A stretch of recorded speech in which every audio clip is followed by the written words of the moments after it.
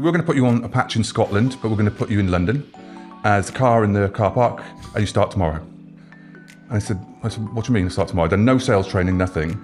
I had a phone and a laptop and a car, and they said, you now live in London.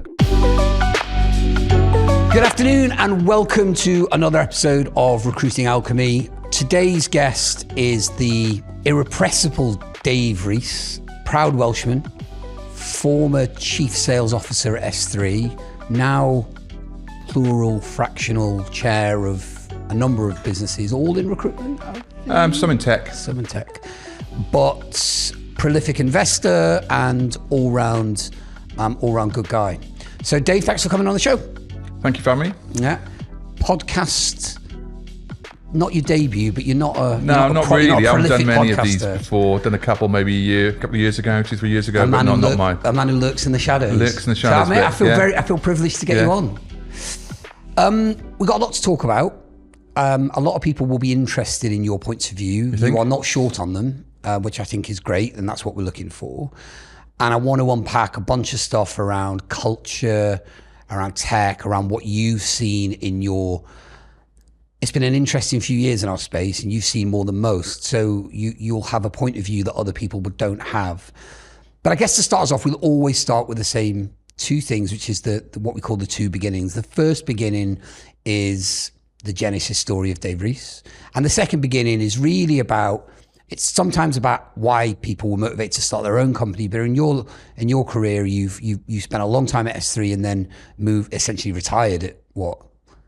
40 something. Yeah. So, you must have done something right. So, but before we get into that, take us back to where the story began. So without boring you too much, born and bred in South Wales, went to school in South Wales, did my degree in South Wales as well, down in Swansea.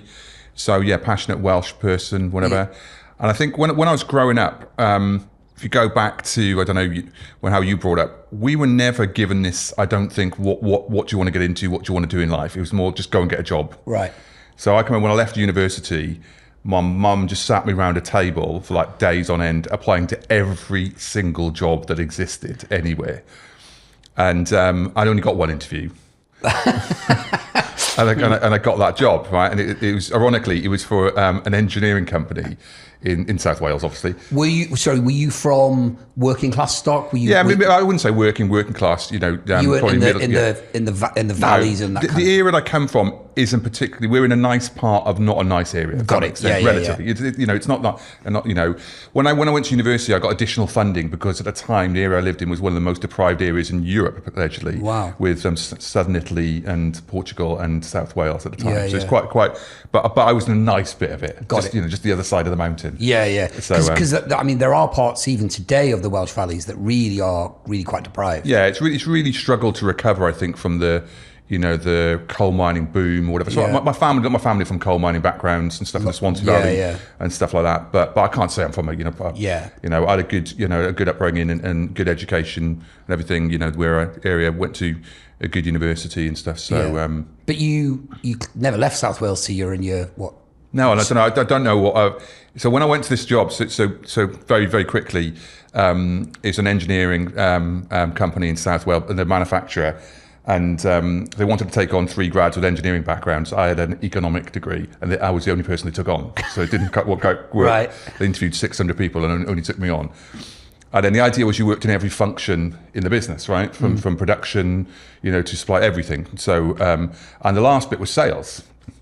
And so they sold all over the country, right? From Scotland, down whatever. So they said, right, your next move, the final part of your training, you're going to do 6 months on sales. I said, all right, cool. So they took me into a room and they gave me a laptop and phone.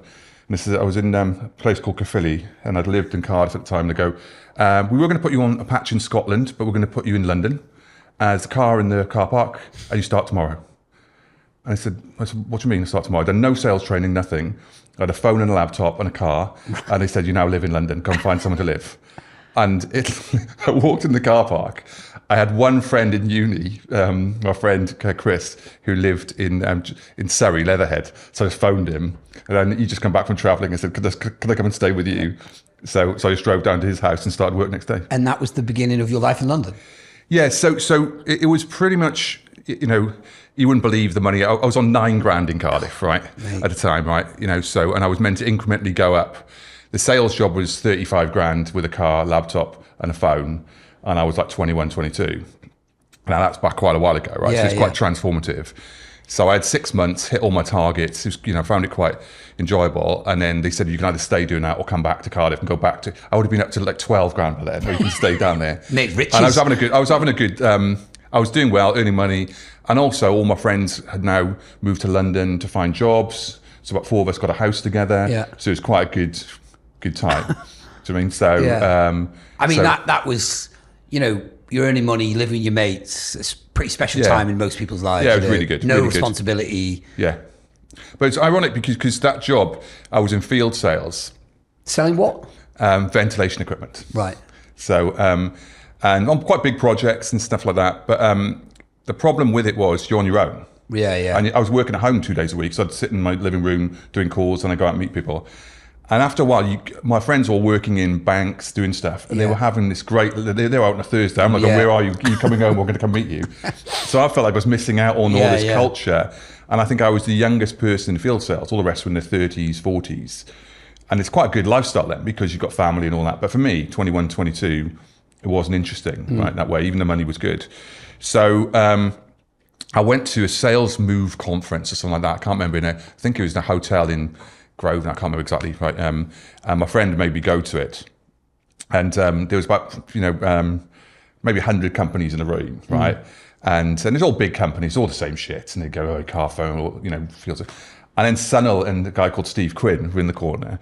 They had the worst stand. I don't know, you couldn't even call it a stand. You're giving it far too credit. I don't know. They had a piece of printed paper. It didn't even, so a piece of printed paper in the corner, but they looked slick. They looked slick, and they sounded the smartest people in the room. Yeah. Right. Even though they put no effort into this, any marketing material or anything like that. I didn't know Sunil well, but he was always remarkably well put together. 100%. He looked immaculate. Every time. Great hair. Great hair. Yeah. So, and it was just so different to anything else that I was, talking in the room about. Anyway, and I don't know if when you came in, right? But when I came in the late 90s, I knew nothing about recruitment. It wasn't like there was someone, unless you knew someone in recruitment, you knew nothing about recruitment. Yeah. It wasn't a thing that everyone talked about. Yeah. So it was a bit of an unknown to me. And but I got bought into it. And then, again, I was on this, 35, 40 grand plus car, plus phone, whatever. And I think the starting salary was 12 or 13 grand. I can't remember, right? And my mates thought I was mental. Absolutely mental. I got 2 days to work from home. I could be home at 5:30 every day. Suddenly, I'm in South East London, travelling all the way to Wimbledon. Hour and a half commute every day, for 13 grand. Working 65, 70 hours a week. They just thought I was crazy. And what was it that made you... why take the job, though? What was it? Was it them? Was it the... There was loads of reasons. I think when they sold something to me, which was it was quite unique. Definitely earning potential, and I don't know if it's crass to say they took me around the car park and it was just full of. I know that sounds really old school, but it's a true. Right? It was just everyone was earning money. Great people. Got interviewed by a guy called Tim Lloyd again, one of the legendary S3. The people I met were incredible. They were tough interview process, but not a bad. It was a really enjoyable process, and I came out of that really. And they put you. I can remember when I was on holiday when I got the offer. I was in a place in South Wales, in the Gower, Oxwich, and we had no phone signal, so I had to go to a proper old-fashioned red phone box to phone. To see if I got the job. And the answer is no. You're right, it's crazy. It's crazy. You think I'm going to have to walk 20 minutes down the road to phone. Yeah. So, it sounds really... but we had no phone signal there at all. So, but they made you really want it. You had to prove you want it. You had to go back on phone and say, right, do you want the job? Then they made you the offer, sort of. Yeah, there was a weird kind of... The giving of the offer had like a real culture about it. Yeah, they really wanted you to have gone through all the elements of... And you knew it was tough. There was no belief in my mind this was going to be an easy way to make money or have a great career or anything like that. It was. I knew it was going to be. But I had no. It was very little reference points to the industry, if that makes sense. It wasn't like I knew a lot about the industry. And at the time, also you got to remember, right? I think Progressive. I know you're a Huxley guy, but I went to Progressive, and I think the following year they were the fastest growing company in the UK on the Virgin Fast Track. Wow. So 99, you know that, so they were a company that may have been the fourth fastest growing company in 98. They were on a real, even that brand on its own, regardless. Well, that's right, because when I joined, it was absolutely not allowed to talk, they were individual companies. The word S3 was kind of, that was a hidden thing, right? Because they were competing with one another, and that was incredibly important to them. But I remember clearly that the rivalry was ferocious, the competitive rivalry. And it was, if you were, I remember my boss at the time, Gary Eldon, desperate to be progressive, desperate in any way he could, So you've joined S3. Now there's 28 years that goes on. 25 years? How long was I there? 22 years, 23 years. And so it's the end piece I'm most interested in, but I do want to understand the journey. So tell us, I guess, about how, so you joined Progressive in Wimbledon. You never moved to Wimbledon, so you stayed in South East London. I did after. Oh, did you? Yeah, after. We bought a house there.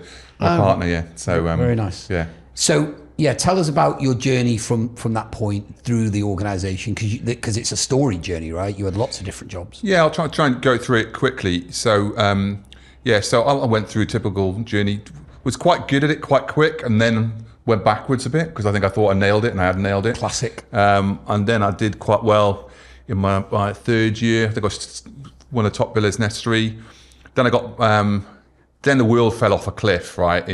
So 9/11. I don't know if you're in the business anymore. No. So, literally overnight, it collapsed. The industry, I think it was the end of the .com boom, whatever. Just brought an end to that. And obviously, for a tech-heavy recruitment business, it was. I think it happened really quickly as well. There wasn't a gradual slowdown. It was literally within 2 or 3 months. Yeah. We'd gone from record highs to about a quarter of the business we were writing. So there's quite a lot of change. So they sent me up to Glasgow. So I ran my first office in Glasgow.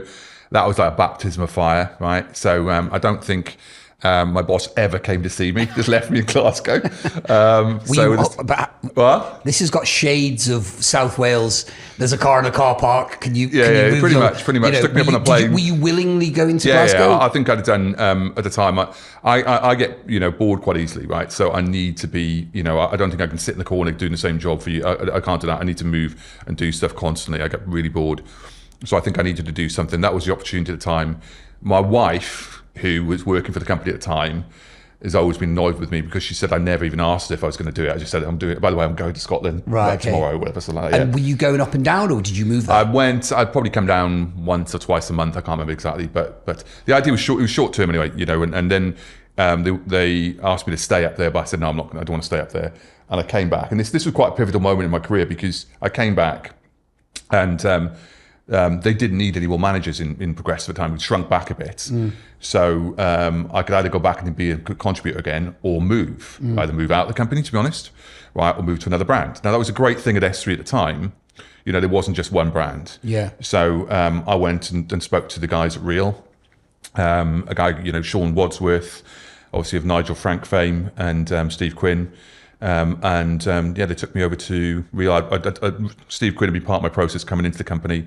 So I moved over to there. And again, that first year and a half there was super tough. We were still in this quite challenging 2002 to 2003 market. And then it turned about 2004, 2005, and Real just went on a real crazy journey and grew. I think Real had grown from, before I got there, from something like 0 to 100 in a year and a half or something. Wow. And then went back to a low point about 18. And then that group of 18, I think 15 or 16 stayed like 10 years. Right. They're really cool. You probably know loads of them, that group, Rory, Justin, all those guys. They all stayed for years and grew a massive business. Yeah. And at the point by about 2012, 2013, I think it was by revenue the biggest part of S3 because we launched the life sciences and took that around the world, launched in multiple countries. So it was an incredible journey for that company to go on. So isn't it funny that you get those small cohorts that sort of form and stay together and really grow, and I'm assuming there's a sort of proximity thing there. If you're surrounded by great people, why would you leave, type thing. We had a similar thing at Huxley Associates in 2003, and there was me, there was Tom Way, there was Gareth Davis. Great names. Several others. Yeah. And we were a little crowd that were on the same desk. We had all got on really well, and we all stuck there for years and went on to do. I think when you shrink back, because every business goes through, multiple downturns, right? Things happen, economic, and what you get left with, hopefully, is the core. That's the real people who believe in maybe the business, who've got the skills, passionate, maybe who enjoy working together. Yeah. And I think that's what happened with that business. It went to the 17 or 8 who were the real capable people. Yeah. And then you've got an amazing cultural core to grow from as well. Yes. When you go in the second wave, because the first wave maybe it's just boom markets. Yeah. You just bring it. Now you've got probably a better, more stable group or foundation to build off. And I think that's quite common. I think. I would assume it is, and I think, like you say, it's the bright side of what at the time can often feel like a pretty horrific experience, right? Which is losing, I don't know, half your workforce. But I guess, like you say, it does. And I don't feel obligated to answer this question, but do you feel that S3 regret vacating what was such a dominant position in the UK IT recruitment space? That's a real, a real tough one. So I think they had to sacrifice something to go. If you look at the volume of people they sent abroad to grow the international bit, hundreds and hundreds, maybe or it was always going to have some sacrifice, on that, and also I think the UK has, if you look, I can't remember the number today, right? I'm going to make it's like 50,000 recruitment companies in the UK. Yeah. 2030, there wasn't that number, right? So it's a lot more competitive, I think, than it was back then. But I mean, they literally owned the market. They did, but it was different. It was different. You could also own the media, in a way. Like, so if you look at computer, people, whatever, Computer Weekly, so you could dominate that. I think, every other page, if you went back to like 2004, 5 was S3 without people knowing it. So you thought you had choice in the marketplace, and you're literally going through. So I think things evolved and changed. Yeah, maybe they could have handled it better. Maybe they could have, a lot of things changed after the recession in 2008, 2009. Lots of things changed. So, one, I think the business understood that it needed to grow properly internationally. I think so. It went on maybe too aggressive. I always call it 2009 to about 13 the crazy years, right? Where we put a flag in every single country, and then sometimes we put 3 or 4 flags in a country that we'd never done any business in. It was like crazy times, flying people all over the world. So that real growth. And secondly, it went from a brand model to a regional model. Yeah. So that was really valuable, I think, for the international businesses. But otherwise, everyone was just relearning doing the US or relearning doing Germany, because every brand was going through the same. So it made no sense. It was really expensive. So to say, it's like, we'll have a regional model, we'll have a managing director in Germany that'll run the whole of Germany, we'll have a managing director. But I think the UK probably didn't benefit from that, because it took away the brand competitiveness, put it all together, and it probably wasn't the same value that the other countries got, if that makes sense. Yeah, I mean, it definitely eroded some of that sort of alchemy, to coin a phrase.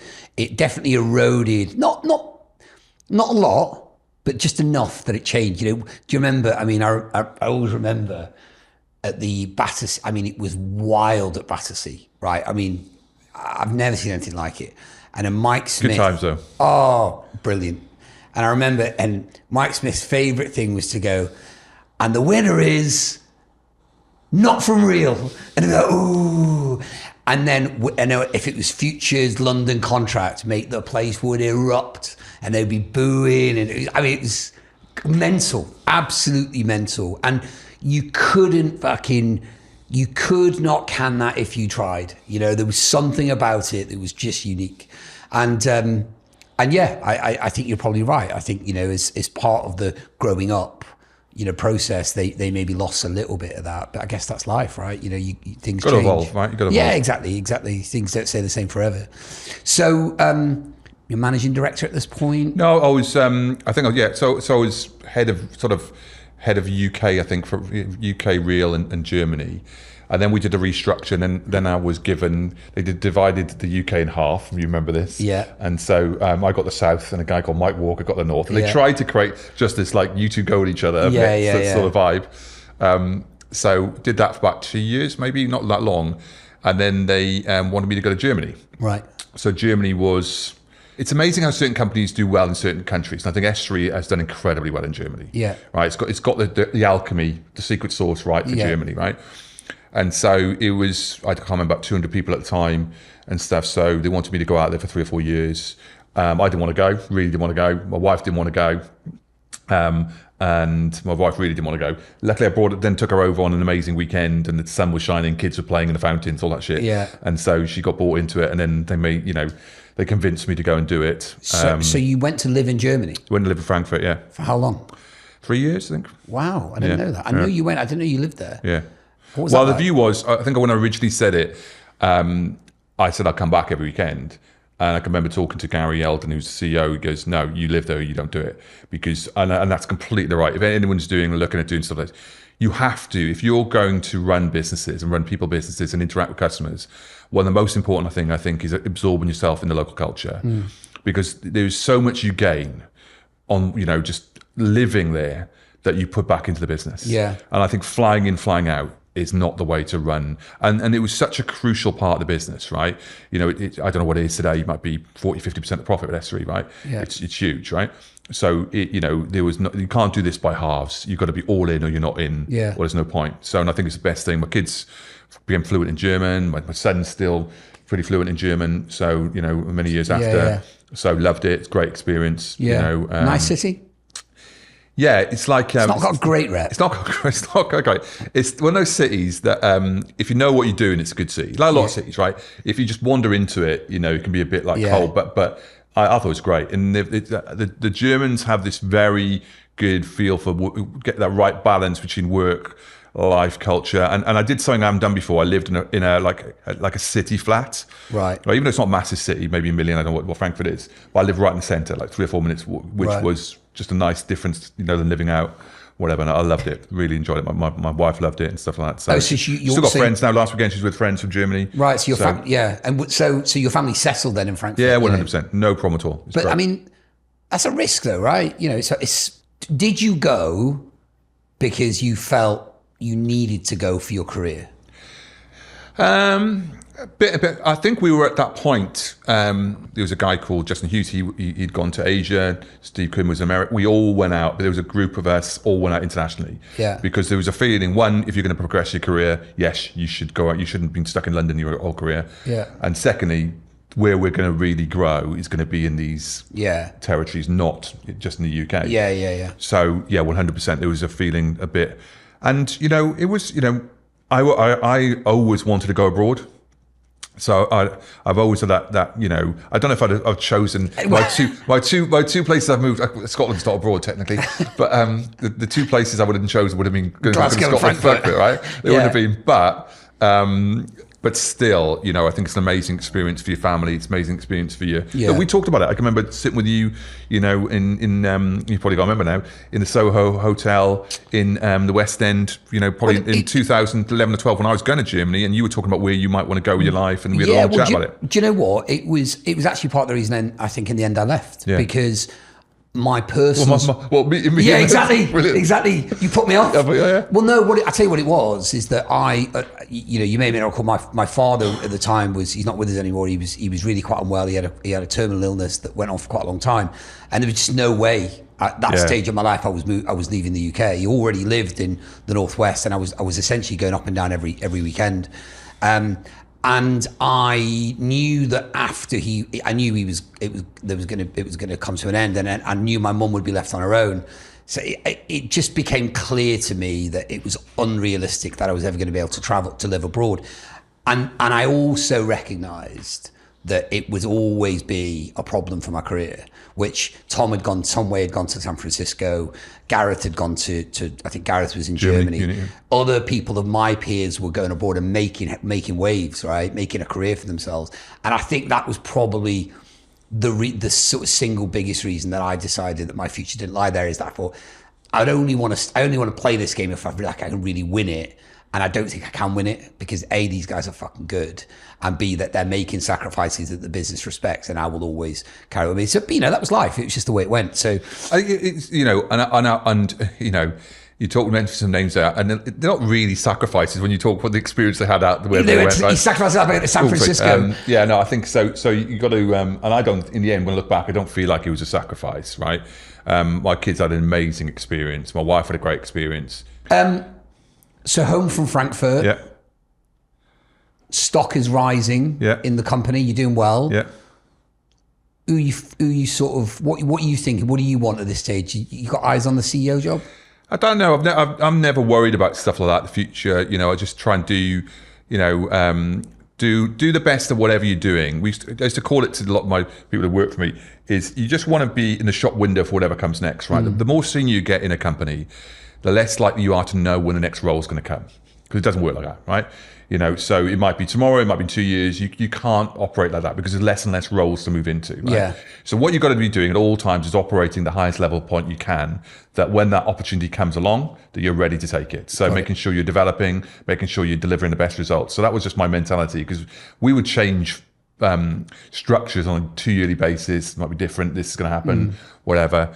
So then I kept just taking on more responsibility. I took on Benelux as well. And then gradually by 2017, I took over the whole day-to-day running of the business, right? So when Gary wanted to go off and be a tech, invest in tech Sorry, business, Gary. there you go. So I basically ran the day-to-day business then from about 2017, I can't remember, to 2020. And your title was Chief Sales Officer? Yeah, so Chief Revenue Officer probably a more normalised. But you're now running, as you said, almost the entire operation. Yeah, pretty much. But I can't remember, 2,500, 3,000 reports and stuff around the world. So proper job. Proper job. Lots of travel. I'd be traveling every week, right? So that could be going over to Amsterdam for a day or two, or could be going on a long haul to Japan or whatever, but every week I'd be somewhere. Did they send you first class? Maybe. You've always looked like a first class guy to me, Dave, to be honest. Yeah. Got to have some perks of it. Well, that's it, mate. Well, do you know what? People tell me that actually if you are traveling weekly, it's virtually impossible to do it if you're not in at least business, because it takes its toll physically. Yeah, you know a guy called Scott Fulton, right? I know Scott well. So when I came in, I changed all the flight policies. So I said, there's no day flights, could be business. I took one really bad flight once. I said, I changed all the policy back. One flight. Yeah. Because I said, no, not to like it. So yeah, you're right. If you're doing, if you're traveling a lot, it can be expensive, but I don't want to move on, but you said something really interesting earlier on off camera, that in your opinion, if you want to get to 100 million plus, or the business who have done it have been, I think, was it organic growth was the word you used? Well, I think we look at, I haven't got every, what we're saying is that it's hard to create culture, right? We're talking earlier about culture in a business, and we came from quite a strong culture at S3 when we came through the rank, right? So all these, the companies that have really scaled on to 200, 300, 400 people and have done well and done £100 million sales generally have been organically grown. Yeah. Right, in the UK, right? There's different models around the world. Yeah, right? yeah. So, if you talk about the Frank, you talk about G2, you talk about, Faden, all these, whatever, generally, because they are creating almost a systematic wave of management that are coming up, team leaders consistently. Obviously, businesses have to go out, and if they haven't got skills in, I've just been with a business where we're going more into contracts. We've had to go and hire some skills because we haven't got those skills in the business. We've got to wait. Obviously, you've got to bring people in. But I think if you're constantly having to bring people in, it's really challenging. And it's really challenging to build that culture. And I think one of the key successes of S3, I think it became like a conveyor belt of management. Right, and it was able to develop, which then it could really scale and maintain culture and maintain core principles and all the things that make a great company. But if you can't do that, I think it's really hard. It was international that made me think of it, right? So let's imagine you want to go into Japan, or you want to go into a territory where you really are unfamiliar with the culture. Russia, I think we went into at one point, right? With a Welsh guy. That's right, yeah. Nick Rees. But he was living in Russia at the time, exactly. right? Hi, Nick. Oh, yeah. Is it your belief that you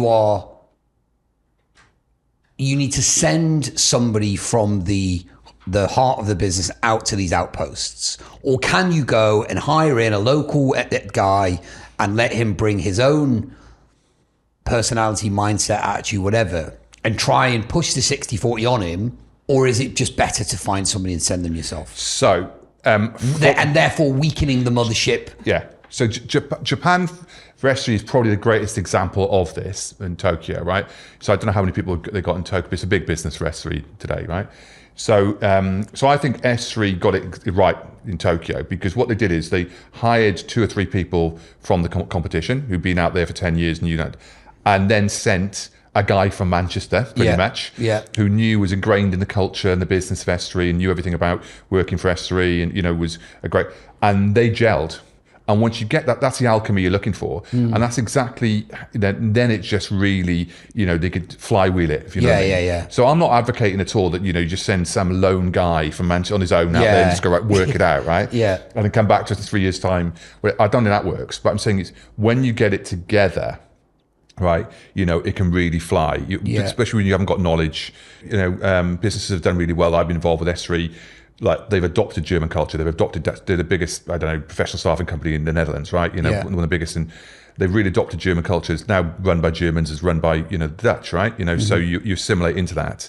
But you needed people there as well to help, keep that culture as well. So I think it's a bit of both. Yeah. That's where it really works. And when you get it, and sometimes it's hard to get the gelling together, right? Yeah. Right? But if you can, it really flies. Because it goes wrong often. People go in, I see all the time, we've opened an office in location X, oh no, we've closed it down. Fucking, I just spent £500,000 on that, mate. That's painful experience. So let's just finish the S3 chapter, because then I do want to move on to your fractional roving seat chairman piece. And I think there's a lot I'm interested in finding out. But just to finish us off with S3, so you're the chief revenue officer, the business is doing really well, it's PLC listed, it's growing, it's in rude health.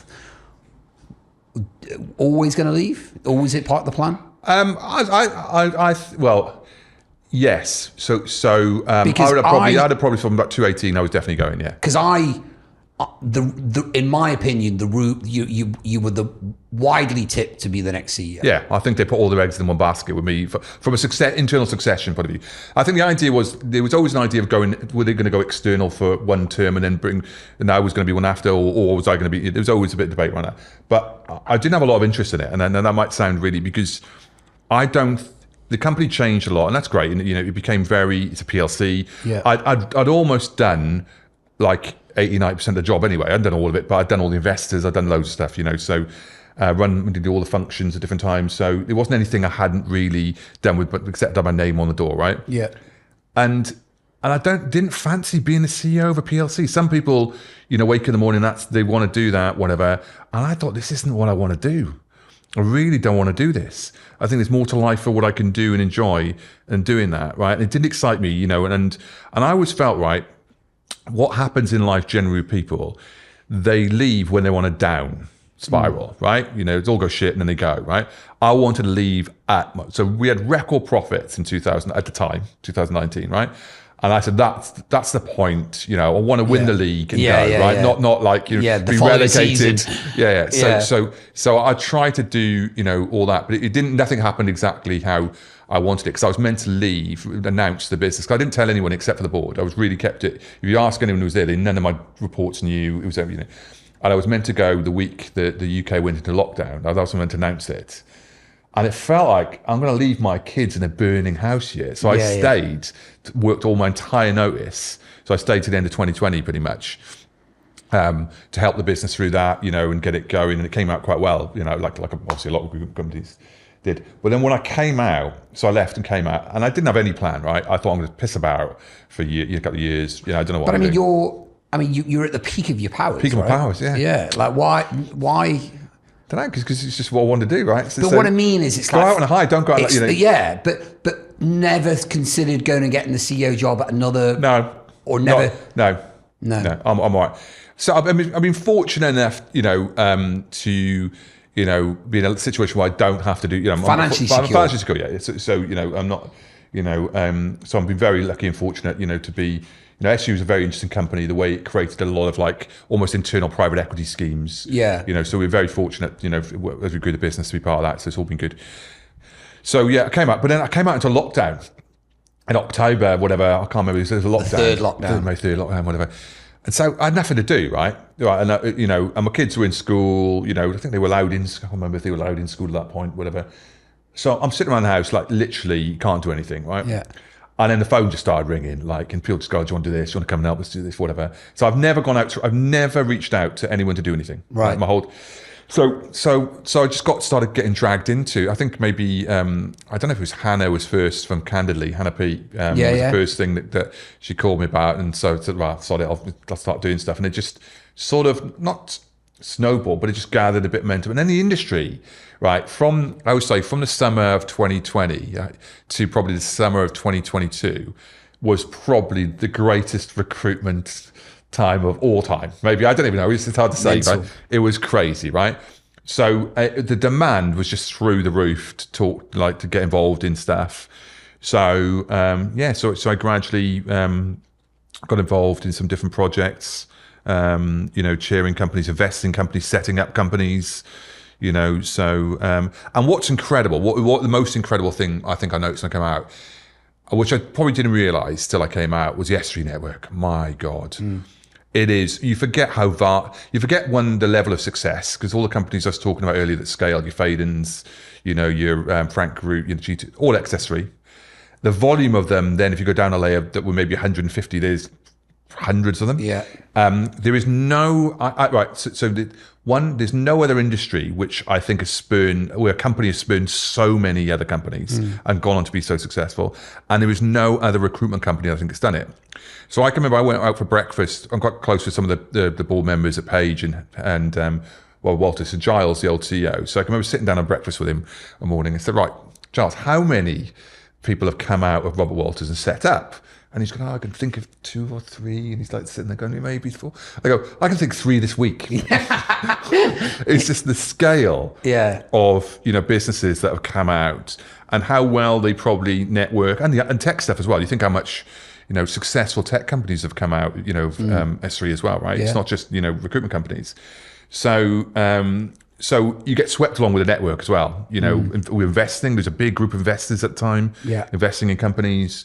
So it was quite exciting, that 21, 22 period where there was just so much to get involved in, and everyone was you just walk into the room, everyone's just back slapping, it's all great, it's all flying, it's all, when are we going to an event? Exactly. It's all great. I invented recruitment. It's changed, the world's changed. Yeah. But then it all goes horribly wrong. It all goes, so it's probably the trigger definitely was Ukraine, right? I think we said that the peak was April 2022. It was May 2022, and then it all. So that was definitely in the recruitment industry. How many companies do you chair today? Recruitment companies, that is. Or are you involved in? I've got 4. I'm an energy chair and I've got one of my own. Well, I'm a partner with the guy XS3 guys, Morgan and all. Yeah. So we've got 5 in daily, and then I did some others I do some support on as well. And what are you seeing? What is that's a nice bird's eye view, right? So is there themes and trends? Is things improving? I feel that there are signs of life out there. Yeah, definitely. I don't think, it's not like we're on some steep curve of improvement, right? But I think, I think that things are settled down. It's really hard to say when everything's happening in the world at the moment. It feels really weird. But I think from a recruitment perspective, we're seeing, it's okay, right? It's okay. So you can make money. You've got to work. You've got to do things well. You've got to have a good business, but you can make money. A lot of the work I do now is US. So I'd probably say, of the businesses I'm involved with, maybe 70-80% of the revenue is from, if I put all 5 together, if that makes sense. Because 2 of them just do the US, whatever. So from the UK. One of them does it half in the UK, half in the US, split, and one is Morgan's business fully in the US. Got it. So and the US seems, in spite of everything that's going on and the challenges that is happening, the US is going to. But if you look at the numbers, that we're talking about investing in tech at the moment. If you look, I don't know what Meta came out last week saying is they were going to invest 60 billion in AI. Now it's going to be 75 billion. You had OpenAI moaning at Meta for trying. What's the other right? They're trying to steal people and pay them 100 million. Yeah, I read that some yesterday. Crazy stuff, right? Yeah. And so I'm waiting for the call. Yeah, and if you look at the job growth of the next 5 years, according to like the World Economic Forum report that came out earlier in the year, the fastest growing jobs are going to be data scientists, data engineering, and AI, right? So that's going to be the fastest growing jobs in the world over the next 5 years. Interestingly, they're the fastest growing by percentage. The fastest growing by volume will be, weirdly, if you read it, it will be farmers and delivery drivers, because basically you've got to eat shit and you've got to get stuff delivered, right? Yeah. So we're still a way off, working out how we're going to, change that, right? Because we're just going to need a lot more food, a lot more stuff delivered by Amazon. But I think, so there's going to be a big tech drive. Do we know how it's going to affect everything? Not entirely, but I think demand is going to be okay. Yeah. And I think what my personal view is, where we're businesses, I'm probably, is one, don't be low down the food chain. Yeah. Right. And secondly, why we like contract. We like contract for lots of reasons, right? One, like we were talking about earlier, is reoccurring revenue is nice, right? When you know what you're going to build. S3, we could project 99% of our revenue for 6 months. It's like nice, right? On contract, it's very hard on other products. Contract does many things. One, you're solving more than one problem for a customer. So it might be the fact of you're employing them as well. So W2 model or an AUG model, you're taking that compliance away from the customer. You're finding the staff. And then maybe if you're doing an SOW, you're also helping them with a project. Yeah. Just solving multiple problems. So much more sticky products. Yeah. If other products, you may not be solving as many problems for a customer. So I think we want to be more integral with customers, helping them, more entwined in them, helping them, solve problems, work on projects that are quite integral to the organization. Then you're probably more than just a talent provider. I think you're going to see more of, I think S3 have come out and said they're going to be more of a consultancy now. Yeah. So it's sort of a logical move, to be in a way. So talking about looking at the future, there's two things, right? If you think about, well, in my opinion, there's two things. There's the model. So how, what's your model? There's SOW, employed model. Then there's embedded, whatever label you wish to put on it, but something that is beyond contingent recruitment, whatever that looks like for you. And then there's the technology and the mechanism that model, through which that model is delivered. So thinking of those two components, what are the emerging themes that you see today and how do you see them continuing? Right, so there's a lot there, right? So one, I think we've been on this journey that, and this has been going on for years, right? That in definitely, and I'm talking about probably my expertise is more mid to high end, right? So we'll focus on that market, white collar, mid to high end. We are really seeing, I think that demand is going to be there. There's going to be a shortage of skills in those areas. So and I think there will be a continued movement that, if you go back 7 or 8 years, everyone's trying to build platforms. Still, no. Well, actually, what you need is a hybrid recruitment platform model, because the human interaction has been really hard. But there's so much you can put into a platform model to automate the processes, everything you're doing, and the AI assistance into that. But where you focus the humans on is the high value stuff, where they like creating relationships with customers, maybe closing. Or there's so much human value still. Maybe AI will get really in the next 5 years and take away. I don't know yet, right? But I'm saying is, utilizing technologies on the platform and then making sure people are working on the people skills area, the high value stuff, right? I think, we talked earlier about, the products you need to be in should be more stickier with customers. If you're just working on the odd contingency one-off role with companies, it's really hard to make that sustainable. And that's easy to lose that customer as well, right? So I think we're seeing, we're going to see a lot more. I think it's interesting because obviously you've got a tech business as well, right? That we are definitely on the biggest cusp of technology change in the industry that I think I might have ever seen at the moment, right? Now that could either go really well or really badly for a lot of companies, right? Because they're either going to jump into stuff they don't understand. They can spend money on stuff that's no good, but the wave is happening. You probably come out of like a year and a half where it's been really hard to get anyone to buy anything. Now, you can probably, at the moment, every single recruiter will talk to every single tech company. Probably today, agree? Yeah. Well, compared to 6 months ago. Without a doubt. Without a doubt, right? But the problem is the if I go back, I've been involved with starting up tech companies since about 2016, maybe even before that. I don't know, in different guises. We are now flooded with noise for them. There might be, if you went back 10 years, there might be, for everything that you wanted to do, there might be 2 companies, 3 companies. Now there could be 30 companies, but they overlap with another 30 companies. Yeah. So the noise is quite deafening for people of where to make their choices and how to select. Yeah.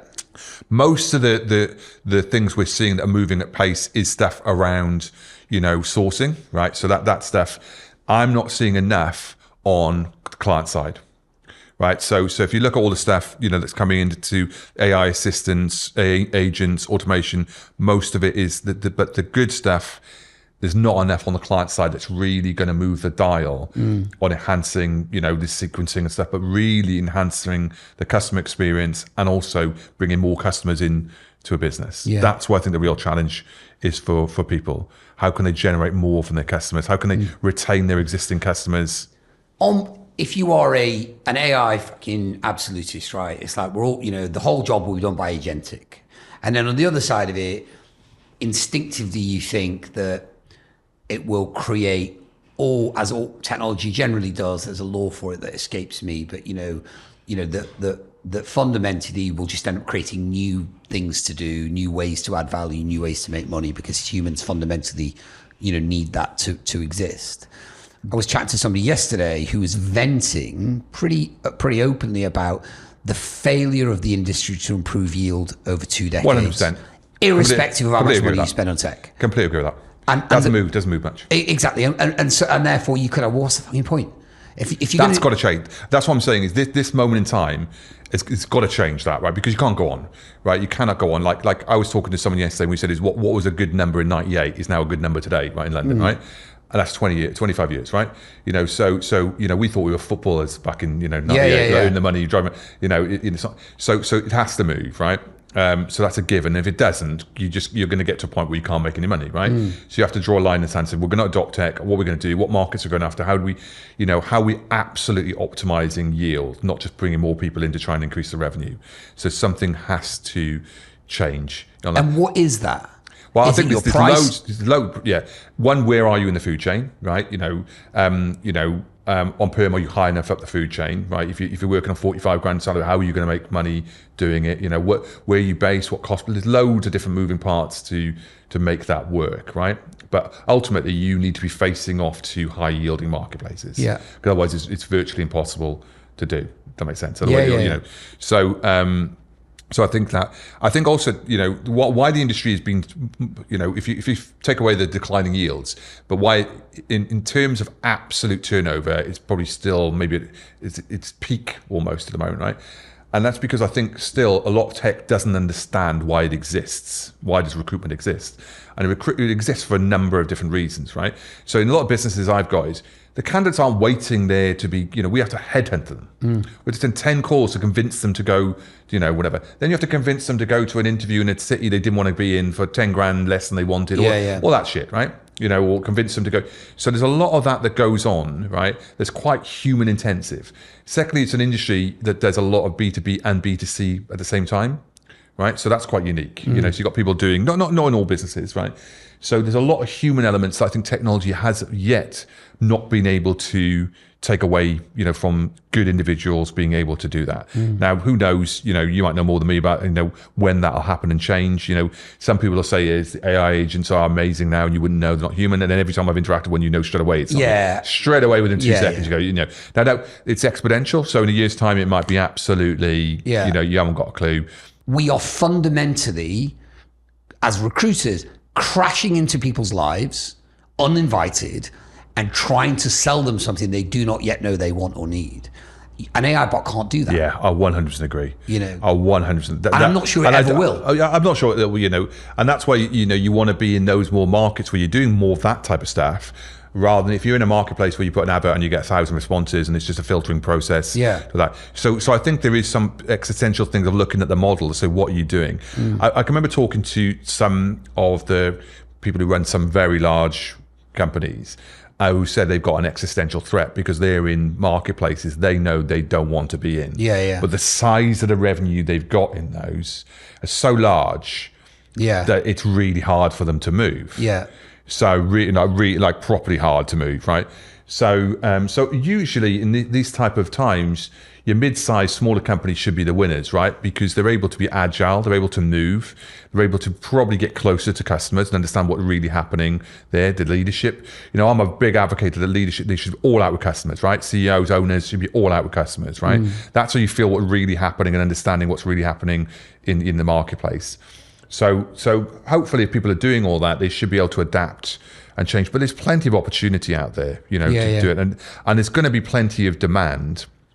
But, you have to do well. And I think, when we talked earlier, this job isn't for everyone, right? The recruitment industry has never been an easy industry, right? From the day I started, it was never perceived as an easy industry. There's good opportunities in it, and you want good people in your company who are driven, motivated to achieve, and can really drive the company forward and do well. So, well, on that note, cool. Thank you very much, Dave. I would love to get you back on again, maybe with a partner. No. We'll see who that might be. But in the meantime, thank you very much for coming.